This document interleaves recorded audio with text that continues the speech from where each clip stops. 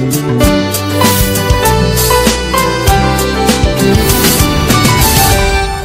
Back after the break. और आज आप सबके सितारे क्या कहते हैं और हमारे सियासतदानों के सितारे आज क्या कहते हैं, ये जानने के लिए एस्ट्रोपामिस्ट अजमल रहीम साहब हमारे साथ इस वक्त स्काइप पर मौजूद हैं। Thank you so much Ajmal साहब for joining us and good morning Lahore.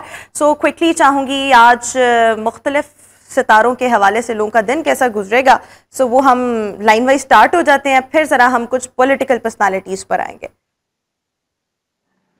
जी अस्सलाम वालेकुम, क्या हाल आपका? ठीक है? वालेकुम अस्सलाम, I am perfectly all right. उम्मीद करती हूँ आप भी खैरियत से होंगे। आज के ये जो ये मैं ना जनरल आज का दिन जो चल रहा है उसके बारे में बात कर रहा हूँ। आज तारीख है आपकी 9 तारीख है ना आप? जी जी जी, 9th ऑफ मई। हाँ जी, 9th ऑफ मई। जो एरीज के लिए ना वो दिन अच्छा है। इनका कोई ना कोई कारोबार कर रहे हैं तो कारोबार में कोई फायदा हो जाएगा, और अगर जॉब कर रहे हैं तो जॉब में फायदा हो जाएगा। एलिवेशन होगी, जहां भी जाएंगे इनको इज्जत से लोग पेश आएंगे और इनके लिए ये दिन बहुत बेहतर होगा। आगे चलते हैं। टॉरियन के लिए जो टॉरस है, इनका जो आज का दिन है वो 9th हाउस में मून है, और ये लोग आज लोगों की मदद करेंगे, इबादत की तरफ जाएंगे, किसी शराइन की तरफ जाएंगे, या अपनी एजुकेशन, खासतौर पे वो लोग जो बाहर जाके पढ़ रहे हैं उनको उनके कोई ना कोई पढ़ाई में कोई फायदा पहुंचेगा। आज का दिन बड़ा संजीदगी से ये गुजारेंगे, और इनका ना मजहब की तरफ और स्पेकुलेशन इनकी बहुत अच्छी होगी, बहुत अच्छी होगी। ठीक है, नेक्स्ट। और इनके लिए सबसे टॉरियन के लिए ये दिन अच्छा होगा। बट टॉरियन के लिए बता रहा हूँ कि ये महीना उनके लिए सख्त है पूरा, क्योंकि सन पे ऊपर है, और ये लास्ट एपिसोड जो चल रही है उनकी, और 18-19 से फाइनल एक एपिसोड होगी। उसके बाद ये मेंटली ज़हनी तौर पे आजाद हो जाएगी। बिल्कुल।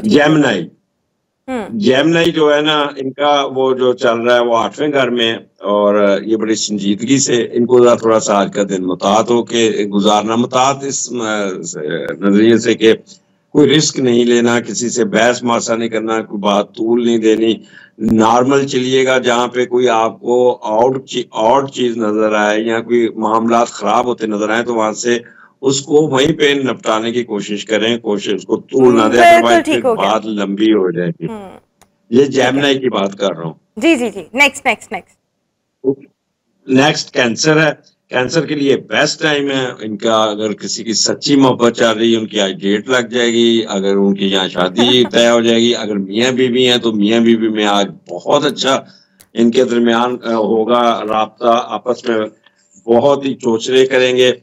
और जिनका मुश्तरका कारोबार है वो मुश्तरका कारोबार में आज उनको कोई ना कोई प्रॉफिट मिल जाएगा, या इनका कोई वीजा लगने की खबर आ जाएगी, या दोनों मियाँ बीवी कहीं सफर करेंगे। आगे आ जाता है लियो। लियो का ये दिन आज बड़ा मसरूफ गुजरेगा, संजीदा होंगे वो लोग जो वर्क प्लेस पे होंगे, जो काम करते हैं, सर्विस करते हैं, जॉब करते हैं। आज उनका सारा मसरूफियत में वक्त गुजरेगा और बड़े अच्छे तरीके से अपने पेंडिंग काम निकालने में कामयाब हो जाएंगे। अपने सबॉर्डिनेट के साथ भी ये बहुत अच्छे तरीके से बिहेव करेंगे, और वो लोग जो बिजनेस कर रहे हैं वो बिजनेस की तरफ अपनी तवज्जो दे के अच्छी तरह आज अगर कोई छोटा मोटा लूप होल है उसको ठीक करने में कामयाब हो जाएंगे। अगर कोई इंक्वायरी या कोई ये चल रहा है तो वो भी आज इनके लिए अच्छा दिन है, बड़ा संजीदगी से ये काम करेंगे। विर्गो का आज 5वें घर में है मून, और ये लोग आज मौज मस्ती हल्ला गुल्ला कभी किधर कह के लगाएंगे, कभी बच्चों के साथ गप्पे लगाएंगे, कभी दोस्तों के साथ गप्पे लगाएंगे। और वो लोग जो PhD या MPhil अपने मुल्क में कर रहे हैं उनका भी कोई ना कोई अच्छा रिजल्ट्स निकल आएगा। अपने सुपरवाइजर के साथ थीसिस क्लियर हो जाएगा, टॉपिक मिल जाएगा, रिसर्च अच्छी हो जाएगी, यहाँ प्रेजेंटेशन आज बड़ी संजीदगी से करने में कामयाब हो जाएंगे। और वो लोग जो सिक्का जुआ लॉटरी करते हैं वो भी उनको भी फायदा हो जाएगा। नेक्स्ट आ जाता है आपका, अल्लाह भला करे, लिब्रा का 4था घर है, तो ये अपने कारोबार की तरफ तवज्जो देंगे और वालदा इनकी मदद करेगी, वालदा के साथ गपशप गुजरेगी, और अपने घर की रेनोवेशन नहीं कहेंगे, अपग्रेडेशन, सोफा बदल लिया या पर्दे बदल लिए या गाड़ी बदल ली, या ये नहीं कि ये अपने बिजनेस को और अपने घर को संवारते हुए नजर आ रहे हैं, और ये बड़ा इनका अच्छा दिन है। आगे स्कॉर्पियन है, इनका तीसरा घर है। ये थोड़े से गुस्से में भाग दौड़ करते हुए करते कभी किधर जाएंगे कभी किधर जाएंगे और अपना काम निकालेंगे। और अगर इनका एग्जाम आता है ना तो ये पेपर बड़ा अच्छा हल करेंगे। और इनको एजुकेशन में अगर मैट्रिक का एग्जाम चल रहा है तो आज का दिन इनका पेपर बहुत अच्छा हो जाना चाहिए। बिल्कुल ठीक हो गया। आगे आ जाता है सैजिटेरियस, इनका दूसरा घर है। तो ये बड़े ये पैसे कमाते हुए नजर आते हैं, बोल देंगे अच्छा कोई होटल में खाना खाएंगे, कोई मीठी चीज खाएंगे, ये भी इनका दिन बहुत अच्छा है।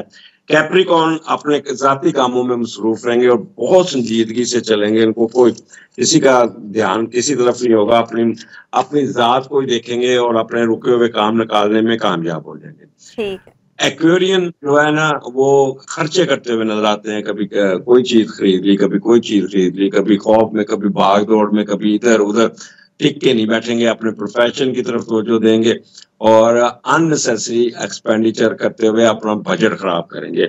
और पाइसेस है, ये आराम से दयालु होके घर में बैठ के मजे से, घर में नहीं अपने वर्क प्लेस में बैठ के अपना काम निकालेंगे। इनकी आज कोई ना कोई ख्वाहिश विश पूरी होनी चाहिए जिसपे ये काफी खुश होंगे। और कोई ना कोई लिटिगेशन केस चल रहा तो उसमें भी ये हो जाएंगे। बाहर जाने का भी इनका सफर का भी अच्छी खबर सुनने को मिल जाएगी। बिल्कुल ठीक हो गया। तो ये तो हो गए तमाम ज़ोडिक साइंस। अब ज़रा बता दें कि हमारे ex prime minister Imran Khan साहब, उनके सितारे अपेरेंटली तो बहुत ज़्यादा गर्दिश में नज़र आ रहे हैं। कल जो ISPR की जानिब से एक प्रेस रिलीज़ भी जारी हुई है तो कोई वो इतनी अच्छी चीज़ें अभी बहरहाल उनके लिए नहीं हैं और केसेस भी बहुत ज़्यादा चल रहे हैं। सो ये बता दें कि आने वाला वक्त उनके लिए कैसा है और इदारों की सपोर्ट है नहीं है, इंतखाबात कब होने हैं, ये तमाम चीज़ें भी हमारे सामने रखते हैं। देखिए मैंने ना जब साल का आगाज हुआ था तो आप इधर भी प्रोग्राम किया था, बाकी चैनल्स पे भी काम किया था, तो मैंने कहा था कि ये जो साल है इमरान खान साहब के लिए टफ ईयर होगा और खास तौर पे मई का महीना उनके लिए बहुत ही सख्त होगा। सही। आज आपने देख लीजिएगा, कल से जो आपने ISPR का जो बयान सुन लिया, मैं पहले ही कह रहा था कि मई के महीने में इनके 3 चांस बनेंगे। या तो ये इनको गिरफ्तार किया जाएगा, यहाँ एक्साइल में जाएंगे, यहाँ खुदा ना करे अल्लाह को चोट लग जाएगी या कोई इन पे अटैक हो जाए या इन पे कुछ हो जाए, तो इनको एक्स्ट्रा ऑर्डिनरी केयरफुल रहना पड़ेगा अप टू 28 में। इनके लिए 18-19 बहुत बुरा है, इनके लिए 28-29 बहुत बुरा है। तो ये they should be very very careful. ये जो ये सिक्योरिटी का काम कर रहे हैं बिल्कुल सही कर रहे हैं। इनका 8वें घर में इनके राहु आया और जिसने इनको काफी प्रॉब्लम में डाला हुआ है। अच्छा, एक और चीज मैं आपसे यहाँ पर ये जानना चाहती हूँ कि आने वाले वक्त में गिरफ्तारी क्या हो सकती है इमरान खान साहब की? बहुत कुछ। ये गिरफ्तारी तो छोटा लफ्ज है, अल्लाह ना करे, अल्लाह ना करे, अल्लाह ना करे, अल्लाह ताला इन पे शफकत करे, but no he is going to be in trouble. बिल्कुल ठीक हो गया। और अजमल साहब हमारे पास ये जो इर्द गिर्द, मैं पहले पिछले 4 साल से कह रहा हूँ, जो इर्द गिर्द दरबारी है ना, ये इनको ले डूबेगी। बिल्कुल ठीक हो गया। अच्छा, एक और चीज क्विकली इसका जवाब दीजिएगा कि इंतखाबात, ये तो अभी तो ये मुज़ाकरात पे एक नुक्ते पर आ गए थे ना कि एक ही दिन होंगे, लेकिन तारीख फाइनल नहीं हुई। आपको क्या लगता है किस महीने में आम इंतखाबात हो जाएंगे? अक्टूबर? मेरे प्रोग्राम सारे पिछले साल के प्रोग्राम उठा लें, इस साल के प्रोग्राम उठा लें, मैंने ये ही कहा था कि 2023 इलेक्शन का साल नहीं है। अच्छा, आप कहते हैं कि नवंबर अक्टूबर इलेक्शन नहीं होंगे, ये बता दूं, ये अगले साल जाके इलेक्शन होंगे। अच्छा जी, आपकी प्रेडिक्शन और आपकी वो जो भी हिसाब है। 1 साल से कह रहा हूँ कि इलेक्शंस होते हुए नजर नहीं आ रहे। एक चीज ये तो बड़ी अजीब, जी जब राहु ने 9 जुलाई को शिफ्ट करके 9th हाउस में जाना, इसने 12वें घर को पाकिस्तान के स्केयर देनी है। पाकिस्तान की इंटरनल कंडीशन, जल्जले अल्लाह ना करे, सैलाब अल्लाह ना करे, खाना जंगी, कोई अटैक, कोई जंग या कोई अनसर्टनिटी, ये चलेगी अक्टूबर, नवंबर, दिसंबर। अब जब मुल्क के हालात इतने खराब होने के, इलेक्शन होंगे, मामला सेटल होंगे जाके जनवरी फरवरी में। बिल्कुल ठीक हो गया। Thank you so much Ajmal Rahim साहब, हमारे साथ शो का हिस्सा थे और सितारों की रोशनी में मुख्तलिफ चीज़ों को एक्सप्लेन कर रहे थे। बट बहरहाल जिस तरह से अजमल साहब कह रहे थे कि आने वाला वक्त and specially the month of October, November and December Pakistan के लिए प्रॉब्लमेटिक हो सकता है, but we hope and we pray कि चीज़ें जो हैं वो स्मूथ चलें। अभी हम शो में एक ब्रेक शामिल करेंगे, वापस आएंगे ब्रेक के बाद। Good morning.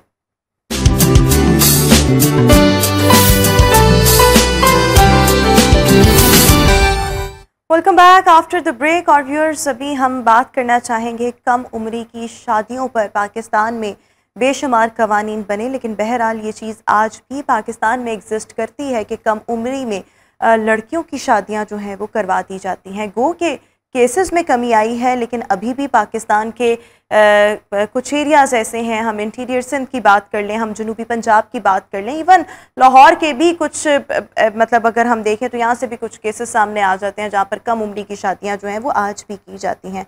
हाल ही में यूनाइटेड नेशंस की एक रिपोर्ट जारी हुई है। इस रिपोर्ट के मुताबिक जो कम उम्री की शादियों में जो एक आलमी सतह पर कमी आई है, इसमें जनूबी एशिया जो है that is on the top, सर फहरिस्त पर है।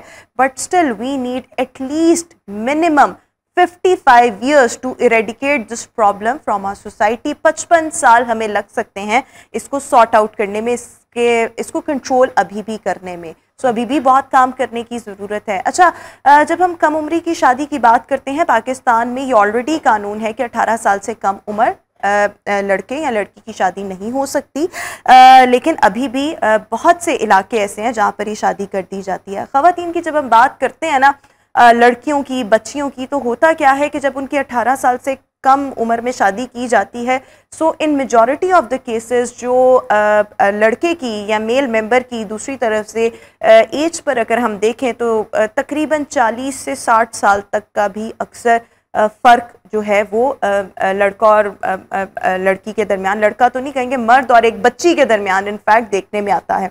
ऐसे भी केसेस रिपोर्ट होते हैं। अदर देन दिस, पाकिस्तान में हर 4 में से 3 लड़कियां जो हैं वो अभी तक भी, हमारे बहुत से एरियाज़ ऐसे हैं जहां पर कम उम्री में बच्चों की पैदाइश, बच्चों को जन्म दे रही हैं। सो यस, हमें भी बहुत काम करने की ज़रूरत है, लेकिन इसके साथ साथ हमारी जो वफाकी शरई अदालत है उसका भी ये कहना है कि अगर कम उम्र मतलब अगर तमाम तर चीज़ों को मद्देनज़र रखते हुए कम से कम शादी की उम्र का तयन कर दिया जाए तो ये इस्लामी अहकामात के मुनाफी नहीं है। राइट नाउ हमें क्या इस्लाहात करने की ज़रूरत है, प्रॉब्लम्स कहाँ कहाँ पर हैं, कितने प्रेवलेंट हैं, और इस्लाम की रोशनी में भी मुख्तलिफ चीज़ों को हाईलाइट करेंगे। हमारे साथ शो में हमें ज्वाइन कर रहे हैं चेयरमैन चाइल्ड एडवोकेसी इफ्तिखार मुबारक साहब, और आगे चलकर मजहबी स्कॉलर गुलाम यासीन निज़ामी साहब भी हमें शो में ज्वाइन करेंगे। इफ्तिखार साहब, thank you so much and very good morning. So सबसे पहले मैं आपसे यही जानना चाहूँगी कि यूनाइटेड नेशंस की रिपोर्ट फिलहाल हमें बेहतर बता रही है कि हमने चीज़ों को इम्प्रूव किया है, लेकिन स्टिल हमें 55 साल लग सकते हैं and that is a long time to go, long time to go. अगर हम पाकिस्तान की बात करें तो आपको क्या लगता है कि जो केसेस हैं उनमें कमी आई है, कितनी कमी आई है, और अभी भी सबसे ज़्यादा मुतासिरा एरियाज़ कौन कौन से हैं? जी बहुत शुक्रिया। देखिए, इसमें 2 बड़ी इंपॉर्टेंट चीज़ें हैं। अगर तो हम चाइल्ड मैरिजेज़ के वाक़यात की बात करें तो बदकिस्मती से हमारे सामने जो आने वाले वाक़यात होते हैं वो बहुत टिप ऑफ द आइसबर्ग जिसको हम कहते हैं। बहुत कम ऐसे वाक़यात हैं जो मीडिया की अटेंशन ले ली किसने, जो अखबार में शाया हो गए, किसी टेलीविज़न चैनल ने कवर कर लिए, या किसी समाजी तंजीम ने या किसी समाजी कारकुन ने किसी ख़ास इलाके से कुछ इस तरह का वाक़या आइडेंटिफाई कर दिया, तो वो तो ऐसे वाक़यात हैं जो हमारे सामने आ जाते हैं। जबकि ट्रेंड ये है कि चाइल्ड मैरिजेज़ के जो वाक़यात हैं वो बदकिस्मती से सामने आ नहीं पाते, क्योंकि जो दोनों पार्टीज़ होती हैं, लड़के की फैमिली भी और लड़की की फैमिली भी, तो उन दोनों की कोशिश होती है कि इस तरह के वाक़े को जो है वो छुपा के कहीं ना कहीं पर परफॉर्म किया जाए, ताकि ये किसी की नज़र में जो है उस तरह के वाक़यात ना आ जाएँ। तो जब इस तरह से बिल्कुल एक खामोशी के कल्चर में, एक छुपाने के कल्चर के अंदर इस तरह की शादियाँ जब परफॉर्म की जाती हैं तो अनफॉर्चुनेटली उनकी उस तरह से रिपोर्टिंग जो है वो नहीं हो पाती। लिहाजा ये कहना कि शादियों में इजाफा हुआ है कम उम्री की शादियों में या उसके अंदर कमी वाक़या हुई है, ये खासा मुश्किल सवाल होगा। आपको लगता है कि जो हकाइक हैं वो असल में हम तक पहुंचते नहीं है, क्योंकि 2 खानदान रजामंदी से शादी करके मामला छुपा लेते हैं और वो फिर अल्टीमेटली निकाह भी नहीं रजिस्टर्ड होता। अल्टीमेटली वो जो निकाह है वो रजिस्टर्ड होता ही नहीं है, क्योंकि कानून के मुताबिक भी वो निकाह रजिस्टर्ड नहीं हो सकता। अभी जैसे आपने खुद अपने अच्छा, जब रजिस्टर्ड करवाना होता है तो इसका मतलब है दोबारा निकाह पढ़वाते होंगे?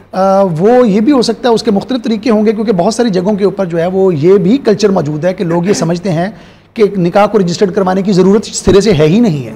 बहुत सारे यानी जो कम्युनिटीज़ हैं उनके अंदर जो है वो इस तरह का कॉन्सेप्ट पाया जाता है। मैं मतलब अपने घर में भी देखूं तो हमारे घर की जो मेड है और उसके जो बच्चे हैं, तो वो कितनों की शादियां जो हैं वो भी 12-12, 13-13, 14-14 साल, और अल्लाह माफ करे, और डिवोर्स रेट भी उतना ही है। इधर से शादी करते हैं और उधर से साथ डिवोर्स हो जाती है। बिल्कुल ऐसा ही है। जो कम उम्री की शादी है, देखिए बुनियादी तौर पर हमारे समाज के अंदर शादी एक बहुत अहम समाजी जिम्मेदारी का नाम है, जिसमें बहुत सर्टेन रिस्पॉन्सिबिलिटीज़ हैं जो एक लड़की ने परफॉर्म करनी है, बहुत सर्टेन रोल्स हैं जो एक लड़के ने परफॉर्म करने हैं। सो एक कम उम्र की बच्ची बिलखसूस जब अपने वो रोल्स, जो समाजी रोल्स जो उसको सोसाइटी ने असाइन किए हुए हैं कि वो एक अच्छी बहू साबित हो, वो एक अच्छी नंद साबित हो, वो एक अच्छी देवरानी जो है वो साबित हो, वो एक अच्छी चची जो है वो शामिल के तौर पर जो है वो अपना आप मनवा रही हो, जब वो बच्ची अपने तमाम रोल्स को बखूबी परफॉर्म नहीं कर पाती तो नतीजतन मामला जो हैं वो डोमेस्टिक वायलेंस की तरफ, घरेलू तशद्दुद की तरफ मूव करते हैं।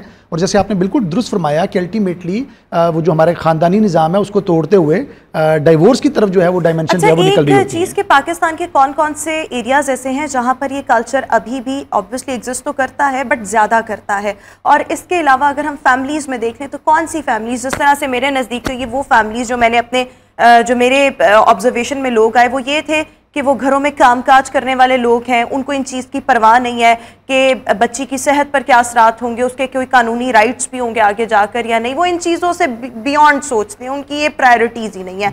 और इस सब के साथ साथ उनके लिए ये भी प्रॉब्लम नहीं है कि निकाह रजिस्टर्ड होता है नहीं होता, और वो इलिटरेसी इतनी ज़्यादा अवेयरनेस बिल्कुल है ही नहीं। बिल्कुल ऐसे ही जी। देखिए जी, इसीलिए तो किसी भी मुल्क के अंदर, किसी भी रियासत के अंदर हुकूमत नाम का एक इदारा काम करता है कि वो जो लोगों की इंडिविजुअल सोच है उस सोच से बालाए ताक जो उस इंडिविजुअल के बेस्ट इंटरेस्ट के अंदर है उसके मुताबिक एक्ट करेगा। अभी जैसे आप इंट्रोडक्शन में बता रही थी तो मैं इसमें थोड़ा सा सिर्फ ये इजाफा करता चलूँ कि इस वक्त भी जो पंजाब के अंदर बिलखसूस बच्चियों की कम उम्री में शादियों की रोकथाम का कानून है वो खासा जेंडर डिस्क्रिमिनेशन है कि उसमें लड़के के लिए तो शादी की कानूनी उम्र 18 साल है मिनिमम, लेकिन लड़की के लिए शादी की कानूनी उम्र अभी भी पंजाब के अंदर 16 साल है। सो पूरे पाकिस्तान में सिर्फ सिंध एक ऐसा अभी तक सूबा है जिसने लड़के और लड़की दोनों के लिए शादी की कानूनी उम्र को यकसा किया है, विच इज़ 18 ईयर्स, जबकि बाकी पूरे पाकिस्तान के अंदर 16 और 18 जो है वो फॉलो हो रहा है। तो ये एक बड़ा चैलेंज है कि अभी तक हम इस कानूनी तफरीक को भी जो है वो दूर नहीं कर पाए। और जब भी इस तरह की कोई मूव जो है वो पार्लियामेंट के अंदर से आवाज़ आती है या पार्लियामेंट इसके ऊपर कोई लेजिस्लेट करने की कोशिश करती है तो पार्लियामेंट को भी बाज़ दफ़ा जो है वो बसा औकात खासी रेजिस्टेंस का जो है वो सामना क्योंकि इसमें बहुत से लोग जो है ना वो रिलीजियस मामलात भी बीच में ना ऐड कर लेते हैं। बट इसके लिए हमारे साथ अभी मुफ्ती साहब स्काइप पर मौजूद है। मुफ्ती साहब थैंक यू सो मच। मुफ्ती साहब, मैं सबसे पहले आपसे यही जानना चाहूँगी, हम कम उम्री की शादी पर बात कर रहे हैं, अगर हम पाकिस्तानी लॉ को देखें तो जिस तरह से हमारे साथ जो हमारे गेस्ट है ये भी बता रहे थे कि 18 साल लड़के की उम्र है, 16 ईयर्स लड़की की उम्र है। सिर्फ सिंध में 18 साल लड़की की उम्र है, कम जो मिनिमम एज है शादी की। लेकिन इसके साथ साथ देखें तो बहुत जगहों पर ना रिलीजियस कार्ड भी प्ले किया जाता है, लेजिस्लेशन की कोशिश की जाती है, वहां पर भी कुछ स्कॉलर्स रिलीजियस कार्ड प्ले करने की कोशिश करते हैं। लेकिन विफाकी शरई अदालत का जो हुक्म अभी रिसेंटली भी आया और कि जो कम अज़ कम उम्र जो मुकर्रर करने का इक़दाम है वो हमारे इस्लामी अहकामात के ऐन मुताबिक है। सो इसको थोड़ा सा हाईलाइट करते हैं। जी, बिस्मिल्लाहिर्रहमानिर्रहीम। सबसे पहली बात तो ये है कि अल्लाह तबारक व तआला ने ना निकाह के हवाले से ये हमें तालीम दी है कि जब औलाद बालिग हो जाए तो बालिग हो जाने पर आप उनका निकाह कर सकते हैं। अब इसमें किसी भी किस्म का कोई तरद्दुद जो है वो नहीं होना चाहिए। जब भी वो बालिग हो जाए तो बालिग होने पर शरई एतबार से उनका निकाह हो सकता है, लेकिन अगर वो नाबालिग है तो नाबालिग होने के एतबार से शरअन जो है उनका निकाह नहीं हो सकता। ऐसी सूरत हाल में माँ बाप जो है वो इसके जिम्मेदार होंगे और अगर वो ऐसा करेंगे तो ऐसा करने की सूरत में वो गुनाहगार भी होंगे। अब इसके साथ साथ मैं एक और चीज़ भी आपके सामने अर्ज कर दूं कि जहाँ तक ताल्लुक है मुल्की कवानीन का, तो मुल्की कवानीन की पासदारी करना ये भी हमारे दीन का लाजमी हिस्सा है। और इस हवाले से देखा जाए, अगर कानून है और कानून के अंदर ये लिखा गया है कि लड़की की उम्र जो है वो 16 साल हो और लड़का जो है वो 18 साल हो तो वो आपस में निकाह कायम कर सकते हैं, तो इस कानून के ऊपर अमल करना ये भी शरीयत के मुताबिक है। दीन ने हमें इस बात की इजाज़त दी है और ये कानून जो है ये इस्लाम के मुनाफी बिल्कुल नहीं है, क्योंकि दीन हमें इस बात की इजाज़त देता है कि रियासत जो मामलात अपनी आवाम के हक में बेहतर समझती है, उन मामलात को वो आवाम के ऊपर लागू कर सकती है। तो इसलिए बाज़ लोग जो है वो इसके ऊपर अगर ये बात करते हैं ना कि ये वाला कानून जो है ये दीन इस्लाम की तालीमात से मुतसादिम है, तो ऐसी कोई बात नहीं है। दीन हमें इस बात की भी इजाज़त देता है कि आप उनकी कवानीन का एहतराम भी कर सकते हैं। यानी कि आप इस चीज को इंडोर्स कर रहे हैं जो विफाकी शरई अदालत का हुक्म है कि अगर कम अज कम उम्र मुकर्रर करने का कोई इनिशिएटिव जो कि लिया गया है ये हमारे इस्लाम की तालीमात से मुनाफी नहीं है? जी बिल्कुल नहीं, उन्होंने बिल्कुल दुरुस्त बात कही है। ये इस्लाम की तालीमात के बिल्कुल मुनाफी नहीं है, इस्लाम की तालीमात के ऐन मुताबिक है। और साथ ही साथ जो हमारा मुल्की कानून है उसकी पासदारी करना भी मुल्क के रहने वाले हर शहरी पर लाजिम है कि वो इस कानून की पासदारी करे। बिल्कुल ठीक हो गया। जी जी जी जी जी जी क्विकली बताइएगा मुफ्ती साहब। अच्छा, इसमें मैं एक और चीज भी आपके सामने याद कर दूं। अच्छा, बालिग होगा तो वो अक्लमंद भी होगा। यहाँ पर एक बात बड़ी तवज्जो के काबिल है। अगर देखा जाए हमारा दीन हमें कहता है कि जब तक औलाद बालिग ना हो जाए आप अपना माल जो है उसके हवाले नहीं कर सकते, आप अपने माल का उनको वारिस नहीं बना सकते। तो सोचने वाली बात यह है हमारा मुआशरा जो है वो किस कदर पस्ती का शिकार हो चुका है कि मालो जायदाद का हम अपनी औलाद को नाबालिग होने की सूरत में वारिस नहीं बना सकते। तो निकाह जो है वो नाबालिग होने की सूरत में हम अपनी औलाद का कर देते हैं। तो इसका मतलब यह है कि हम लोग सही मानों में दीन की तालीमात पर अमल नहीं कर रहे और हमें इस बात और हम अपने जहन के मुताबिक और अपनी आसानियों के मुताबिक जो है ना वो इस्लाम को जहां पर हमें ज़रूरत होती है ना वहां पर हम इस्लाम को बीच में ले आते हैं। वैसे हमें इस्लामी तालीमात का पता भी नहीं होता। अच्छा सर, मैं आपसे एक और चीज़ जो है वो आपसे अर्ज करना चाहूँगी कि आप को क्या लगता है इस वक्त पाकिस्तान में ये रेशो कितनी है? दूसरा ये कि जो फैमिलीज़ हैं और मतलब वो कितना इस चीज़ से रुकी हैं, एक ये चीज़, और दूसरा जो हुकूमती सतह पर अवेयरनेस के लिए कोई काम हो रहा है? अच्छा, ये देखिए ये एक बड़ी दिलचस्प चीज़ है। मैं जैसे आपके सामने इस बात को भी रखूँगा कि जो हुकूमत है वो थोड़ा सा जो चाइल्ड मैरिजेस के एंगल को देख रही होती है। मसलन अगर हम पंजाब के अंदर बात करें तो बिलखसूस जब पॉपुलेशन डेज़ आ रहे होते हैं, यानी आबादी के जब इंटरनेशनल डेज़ आ रहे होते हैं, तो जो हमारा महकमा बहबूद आबादी है, पॉपुलेशन वेलफेयर डिपार्टमेंट, वो आमतौर पर इस चीज़ की जो है वो कैंपेन्स का कहीं ना कहीं पर हिस्सा बना रहा होता है। स्टीमर्स लग रहे होते हैं, अब मीडिया के अंदर अखबारात के अंदर इश्तिहारात आ रहे होते हैं जिसके अंदर कम उम्री के नतीजे में जो होने वाली शादियां हैं उनके बच्चियों की तौलीदी सेहत के ऊपर जो मुज़र असरात हैं उसके बारे में कोशिश की जाती है कि अवामुन्नास को आगाह किया जाए। क्योंकि सबसे बेहतरीन जो इस सोशल ईवल का एक एंगल है वो यही है कि इसको होने से पहले रोका जाए, प्रिवेंशन के ऊपर जो है वो काम किया जाए। प्रिवेंशन के ऊपर जो है वो लेकिन हमारे यहाँ जो काम होता है वो आमतौर पर चंद मखसूस डेज़ के ऊपर जो है वो हो रहा होता है। और पूरा साल होना चाहिए, हर प्लेटफॉर्म हर मीडियम से होना चाहिए, हर मीडियम से होना चाहिए, हर जिले में होना चाहिए। लगता है कि ये हमारा मतलब चले, मेरे ख्याल में ये चीज़ें जो भारत और बांग्लादेश में भी बहरहाल एग्जिस्ट तो करती हैं, लेकिन पाकिस्तान में कम उम्री की शादी का रुझान परवान तो बहुत ज़्यादा चढ़ चुका है। हम कई अरसों से देख रहे हैं, अशरों से बहरहाल देख रहे हैं, लेकिन ये रुझान है क्यों है कि कम उम्री में शादी का किया जाना? देखिए जी, इसमें दो तीन मुख्तलिफ फैक्टर्स हैं। एक फैक्टर तो ये है कि जब आप बच्चियों को उनका जो बुनियादी हक़ तालीम है उससे रोकेंगे, जब बच्चियां जो हैं वो प्राइमरी के बाद ड्रॉप आउट कर गई, जब बच्चियां मिडिल के बाद ड्रॉप आउट कर गई और वो बिल्कुल घरों में बैठ गई, वो सेकेंडरी एजुकेशन की तरफ, हाई स्कूल की तरफ ना गई, या हाई स्कूल के बाद जब वो हायर सेकेंडरी एजुकेशन की तरफ ना गई स्कूलों में या कॉलेजेस में, तो नतीजतन वो घर बैठी हुई बच्चियाँ जो हैं वो वालिदैन उनको समझते हैं कि ये उनका मुआशी एतबार से भी बोझ है। तो एक तो ये फैक्टर भी है कि कहीं ना कहीं पर वालिदैन की ये कोशिश हो रही होती है, उन वालिदैन की जो कि शायद बहुत ज़्यादा आगाह नहीं है इस पूरे कॉन्सेप्ट से कि बच्चियाँ तो खुदा की रहमत हैं। और जिस आप देखिए ना कि हमारे यहाँ मुख्तलिफ लेवल्स के ऊपर मुख्तलिफ तरह के जो नज़रियात हैं वो कितने गालिब होते हैं कि एक तरफ जब बच्चियाँ पैदा होती हैं तो हम ये समझते हैं कि ये खुदा ने हमारे यहाँ रहमत भेजी है, लेकिन वही रहमत जो है वो चंद साल के बाद हमें लगता है कि वो हमारे लिए रहमत बन गई है, लिहाजा इसको जल्द से जल्द जो है वो हम अपने घर से जो है वो तो ये फैक्टर हो गया। अदर देन दिस, अच्छा, दूसरा जो फैक्टर है वो प्रोटेक्शन का इशू भी एक बहुत बड़ा जो है वो देखा गया, खासतौर पर दही इलाकों के अंदर जहाँ पर ख़वातीन भी इवन खेत मजदूर के तौर पर काम कर रही हैं, एग्रीकल्चर वर्कर के तौर पर काम कर रही हैं, और बच्चियाँ अगर स्कूल भी नहीं जा रही हैं तो बच्चियों को खास तौर पर फुल टाइम घर के ऊपर छोड़ना वालिदैन समझते हैं कि ये भी बच्चियों को बिलखसूस अदम तहफ़्फ़ुज़ का शिकार करता है। बहुत सारे वाक़यात जो अखबारात के अंदर, मीडिया के अंदर और बहुत सारे तरीक़ों से रिपोर्ट होते हैं, ख़ास तौर पर वायलेंस के, अब्यूज़ के, एक्सप्लॉयटेशन के, तो एक ये भी खदशा होता है कि अगर हमारी बच्ची अकेली पीछे घर में रहेगी तो शायद इस तरह का कोई सानिया हमारे साथ ना हो जाए। तो अच्छा बेहतर यही है कि इस बच्ची को जल्द से जल्द जो है वो इसकी शादी कर दी जाए और एक दूसरे घर जरा बताइएगा क्योंकि हमारे पास वक्त कम है। ये तीसरा जो बड़ा एंगल है वो ये भी है कि लॉ के बारे में जो है वो जानकारी भी नहीं है, इंफॉर्मेशन भी नहीं है। तो लॉ पर इंप्लीमेंटेशन कहाँ होती है? सजाएं मिलती हैं, लोग बेल करवा लेते हैं, असर और रसूख का इस्तेमाल यहाँ पर तो जी बेल, यहाँ पर तो सजाएं होती ही नहीं है, क्योंकि कानून के मुताबिक मैक्सिमम सजा अगर हो तो 6 माह तक हो सकती है, 6 माह की भी नहीं है, 6 माह तक। अच्छा सर, मुफ्ती साहब क्विकली इस बात का जवाब दीजिएगा कि कम उम्री की शादी में ऑब्वियसली जो मुफ्ती साहब अगर निकाह पढ़वा रहे हैं तो उनके लिए क्या सजा है, और क्या उस पर कभी अभी तक कोई इम्प्लीमेंटेशन हुई है कभी? जी, जहाँ तक ताल्लुक है कानून पे अमल दरामद का, वो आपकी बात बिल्कुल बजा है कि कानून के ऊपर अमल दरामद नहीं हो रहा। अगर कानून के ऊपर अमल दरामद होता तो ऐसे वाक़यात और ऐसे केसेस जो है वो कभी भी रूनुमा ना होते। मैं यहाँ पर एक और बात आपके सामने अर्ज कर दूं, हमारे भाई ने भी इसके ऊपर बड़ी वजाहत जो है वो की है कि लोग जो है वो अपनी बेटियों की शादी इतनी जल्दी क्यों करवाते हैं। अल्लाह तबारक व तआला ने कुरान अजीज में इस बात के हवाले से फरमाया है कि अपनी औलाद को गुर्बत और मुफलसी के डर से कत्ल मत करो। हम लोग जो है वो गुर्बत के डर से, जिस तरह के वो भाई जो है वो भी बयान फरमा रहे थे कि उनके पास महंगाई है, गुर्बत है, मुफलसी है, तो जिसकी वजह से वो अपनी औलाद से वो पीछा छुड़ाने की कोशिश करते हैं। इस वजह से वो नहीं देखते कि उनकी औलाद के आगे वाले मामलात क्या हो सकते हैं। अच्छा मुफ्ती साहब जरा क्विकली बता दें कि निकाह ख्वाह के लिए क्या है सजा अगर कोई इस तरह से केस सामने आए तो?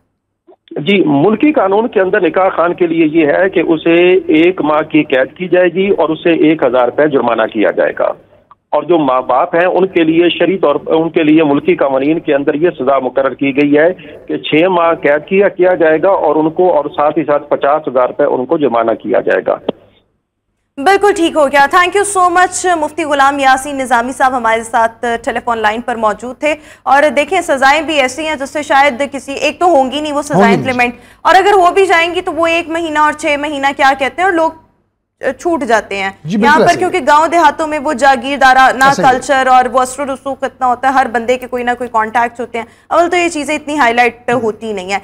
एक आखिरी सवाल मैं आपसे ये करना चाहूंगी, ठीक है आपको लगता है कि जो यूनाइटेड नेशंस की रिपोर्ट में 55 ईयर्स कहा गया है कि हमें मुकम्मल खात्मे के लिए अभी भी 55 साल कम अज़ कम दरकार हैं, 55 साल में हम अगर अपने सिर्फ पाकिस्तान को देख लें तो ख़वातीन के लिए एजुकेशन पर काम करने के लिए, उनको मज़ीद एम्पावर्ड करने के लिए हम सबको मिलकर, हुकूमत को मिलकर, मुख्तलिफ कम्युनिटीज़ को मिलकर इनफरादी हैसियत में हम सब क्या कर सकते हैं? देखिए जी, एक तो ये है कि सबसे इंपॉर्टेंट रोल, मैं हमेशा ये कहता हूँ कि सबसे इंपॉर्टेंट रोल तो गवर्नमेंट का है।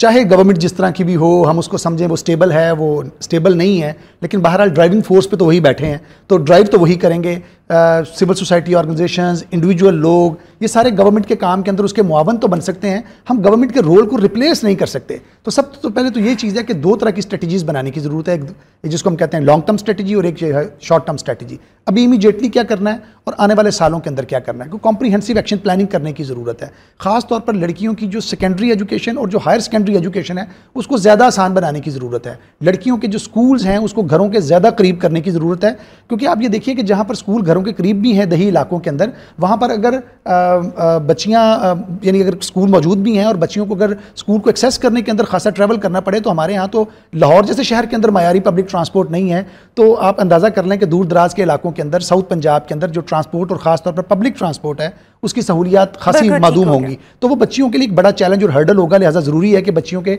घरों के पास स्कूल्स बनाए जाएं, और उसके लिए ज़रूरी है कि हुकूमत जो है, किसी भी जमात की हुकूमत हो, वो कोलिजन गवर्नमेंट हो, वो किसी सिंगल पार्टी की हुकूमत हो, एजुकेशन बजट के अंदर जो है वो इजाफा किया जाए। बिल्कुल ठीक हो गया। एजुकेशन पर बहुत ज़्यादा काम करने की ज़रूरत है। हमारा वक्त जो है इस सेगमेंट के लिए वो तो खत्म हो गया, लेकिन जाते जाते आपसे ये भी बता दें कि जो कम उम्री में लड़का लड़की की शादी होती है या लड़कियाँ अगर कम उम्र होती हैं, तो जो सक्सेस रेट है किसी भी शादी का, क्या वो बेहतर है या वो नहीं है, बहुत ही खराब है? जैसे अभी आपने शुरू में बताया था, अगर बेजोड़ शादी मौका ज़्यादा होता तो मैं आपको इसके ऊपर कोई लतीफ़ा भी सुना देता, लेकिन ये बेजोड़ जो शादियां हैं ऑफ कोर्स ये बहुत अरसा चलती नहीं है। यानी जहाँ पर एक बच्ची जिसकी उम्र 13 साल 14 साल है और दूसरी तरफ जो है वो अगर एक 40+ का बंदा है, तो ऑफ कोर्स ये एक बेजोड़ शादी होगी। दोनों की मेंटल जो कंपेटिबिलिटी है, जहनी हम आहंगी जो है वो हित जो नहीं हो पाएगी। और अगर आप कर भी लेंगे तो मेरे ख्याल में वो आप सारी जिंदगी उसको दबा के एग्जैक्टली। और अगर दोनों कम उम्र हैं तो आप ये देखिए कि आने वाले बच्चों की जो तरबियत के लिए, ये तो पहले ही जो बच्चे हैं ये खुद से ही अभी अनट्रेंड हैं, तो ये अपनी आने वाली जनरेशन की फ्यूचर में तरबियत क्या करेंगे, उनको क्या गाइड करेंगे, अगेन यहाँ पर सिस्टम आता है और सिस्टम में काम करने की जरूरत है और सख्ती से काम करने की जरूरत है। हमारे यहाँ पर असल में ओवरऑल सिस्टम में बहुत ज्यादा प्रॉब्लम्स है। आप किस किस इशू को हाईलाइट करें, जो भी आप चीज उठा लें वहां पर हमें प्रॉब्लम नजर आएगा। Thank you so much for joining us in good morning Lahore. Viewers, अभी हम शो में एक ब्रेक शामिल करेंगे, वापस आएंगे ब्रेक के बाद। Stay with us and good morning.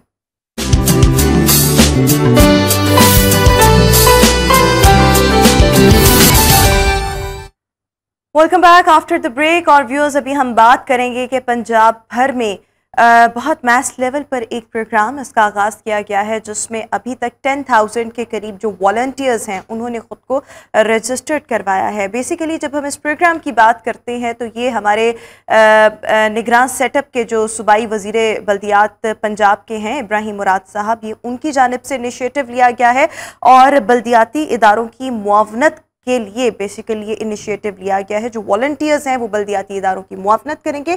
Concept इसका कुछ ऐसे है कि जो अवाम के मसाइल हैं पंजाब भर में मुख्तलिफ डिस्ट्रिक्ट्स के जो मसाइल हैं वहाँ पर यूथ को, वॉलंटियर्स को इंगेज किया जाए, मौके पर प्रॉब्लम्स की निशानदेही की जाए और लोगों के इशूज़ को उसी वक्त जो है वो सॉर्ट आउट करने की भरपूर कोशिश की जाए।